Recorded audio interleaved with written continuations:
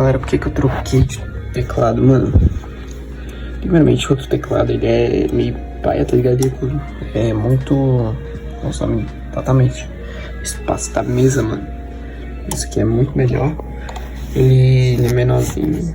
Tem essas configurações aqui de RGB. Agora, vou pôr. Aí.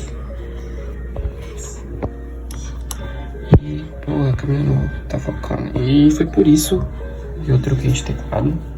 Vou fazer um teste aqui no jogo depois. E esse foi o vídeo aleatório mesmo. Foda-se. Isso, cara, top. Bem top.